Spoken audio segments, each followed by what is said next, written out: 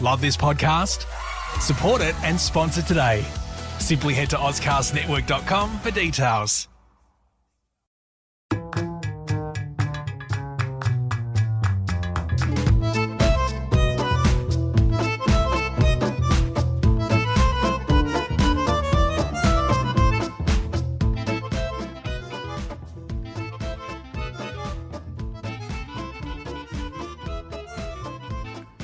Hello everybody, welcome to this Talking Tendons podcast. My name is Peter Malliaras. I'm an academic from Monash University. Today I'm going to be talking about conditioned pain modulation.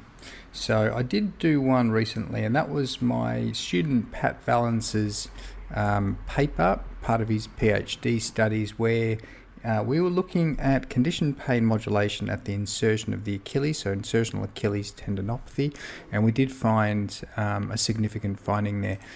But what is conditioned pain modulation? Well, it's a way of testing whether there is adequate normal pain inhibitory responses to a painful stimulus. So let me explain that. What you generally would do in this paradigm is put someone's hand in some very cold water. So generally it's around about 8 or 9 degrees Celsius, and you keep it in there for quite a while, probably about 2 minutes, and they become very uncomfortable, and there's quite a bit of discomfort and pain, and to the point where they generally get 5 out of 10 in terms of their pain rating whilst in the water. And what you do is you measure mechanosensitivity, so how sensitive they are to pressure when they tell you that they're in pain. When you press on them really hard with an algometer, that test is called pressure pain threshold. They tell you this is painful. Generally, that point at which they perceive it's painful, it happens with more pressure after the painful stimulus. So that's conditioned pain modulation. So the pain is modulated by the painful stimulus. So it's sort of also described as pain treats pain, because you give a painful stimulus and they become less sensitive on that pressure pain threshold measure to pain for a short amount of time afterwards. Okay, so it's a way of testing this inhibitory mechanism, and I guess the inhibitory mechanism is a central mechanism because it's mediated by central inhibitory factors, pain inhibitory factors in the central nervous system. So that's sort of what you're testing with this. And the paper that I'm going to talk about today is from the crew in the University of Cape Town. So the lead author is, I'm probably not going to pronounce this properly, so I apologise in advance, but I will try. It's Nonhlanhla Kumbuzi, and other authors that you may have come across, Malcolm Collins and Alison September from that group, have done a lot of tendon research. So in effect, these guys looked at the literature, and it is a little bit hard to interpret when it comes to pain. We know pain is a bit of an enigma in tendinopathy. We think that it's probably related to peripheral sensitization and local nociceptive factors that could be driven by the cascade of cell-driven biochemicals that are sort of located within pathological tendons. We know that. But there's also some evidence that there could be changes in the central nervous system, including changes to inhibitory mechanisms like the CPM, but also there's other proxy measures of central sensitization. So, for example, you tend to get really mechanosensitive all around your body, for example, like in fibromyalgia. That's a real sign of central sensitization as well, when your threshold for triggering pain from pressure is reduced globally around the body.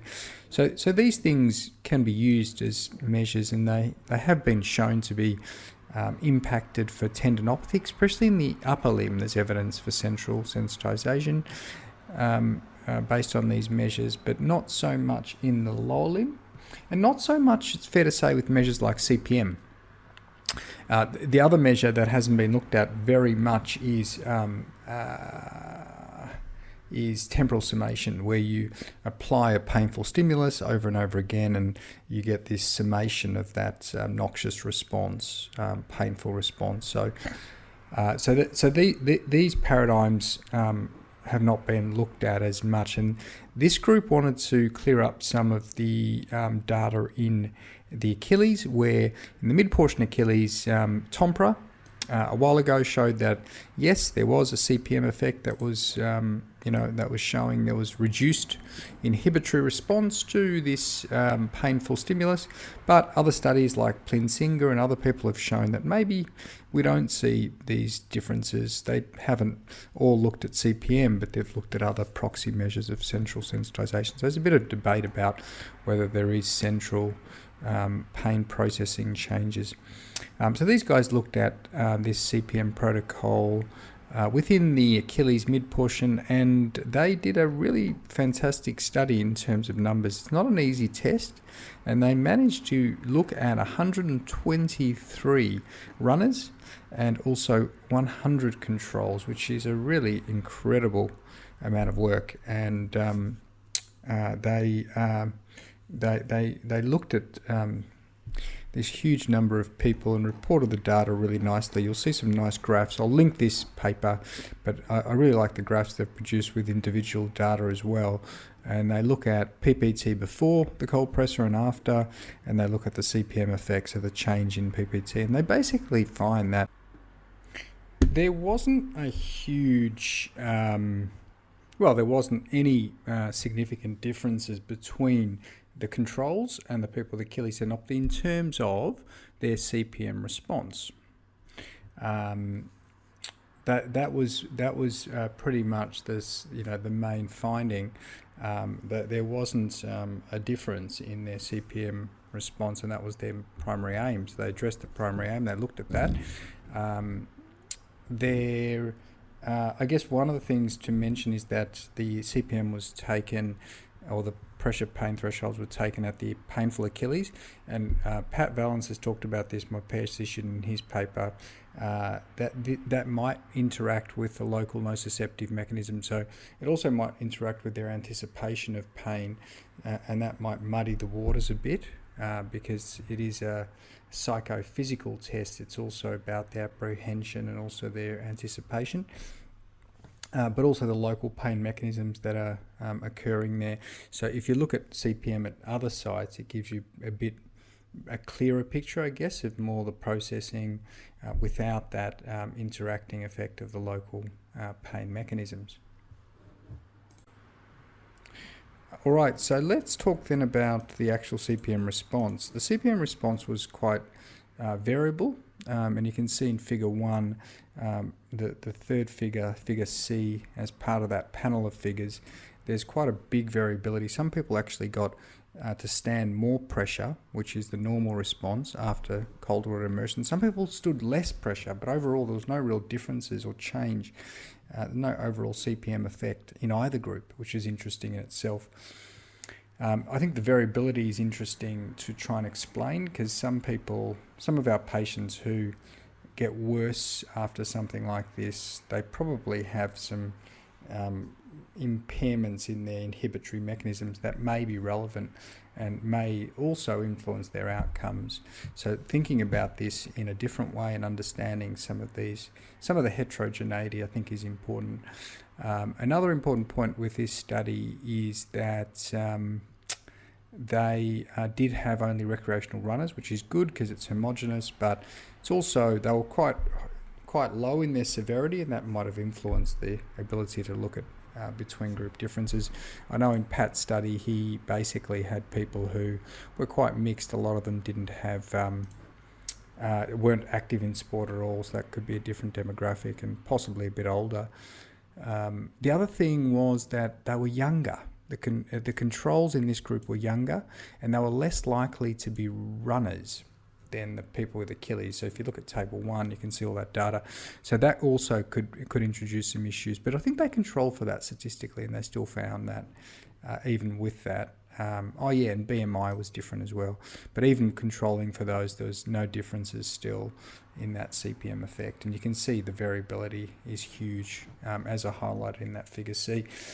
So interesting, really interesting. Another CPM study, which is great. We're getting more CPM studies.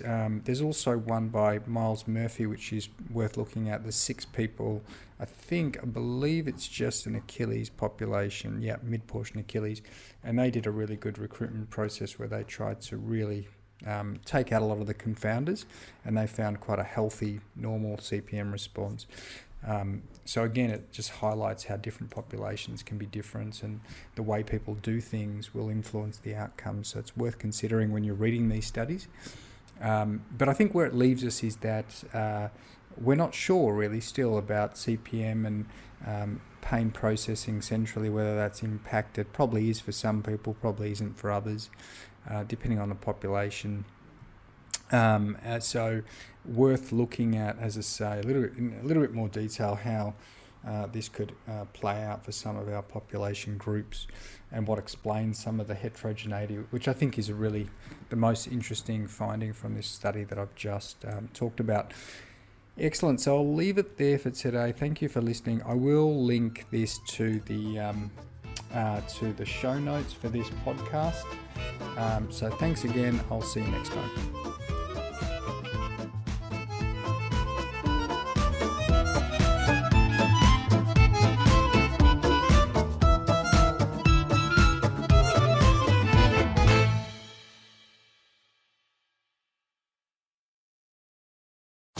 Love this podcast? Support it and sponsor today. Simply head to AuscastNetwork.com for details.